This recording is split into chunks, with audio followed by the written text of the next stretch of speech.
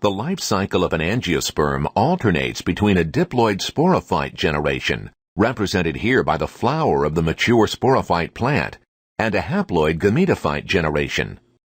Within the flower's male parts, called the anthers, are millions of diploid spores called microsporocytes. These microsporocytes divide by meiosis to produce haploid microspores. Meanwhile, a similar process occurs within the flower's female parts, which consist of one or more carpels. In this example, the single carpel consists of a stigma, style, ovary, and ovule. A single diploid megasporocyte exists in the ovule and divides by meiosis to produce 4 haploid megaspores, only one of which survives. By producing 2 different types of spores, the microspores and megaspores, angiosperms and all other seed plants are considered heterosporous. Each microspore undergoes a mitotic division and differentiation to produce a pollen grain.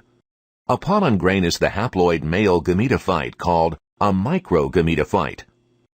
The surviving megaspore divides by mitosis to produce 7 haploid cells.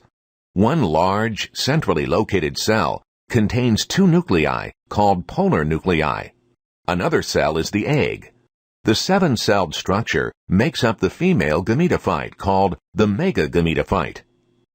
The pollen grain pollinates the female parts of the flower by landing on the stigma. Here, the pollen grain germinates and a pollen tube grows down the style until it meets the female gametophyte. 2 sperm from the pollen grain travel through the pollen tube and enter the female gametophyte. One fertilizes the egg, forming a diploid zygote. The other fertilizes 2 polar nuclei, forming a triploid cell.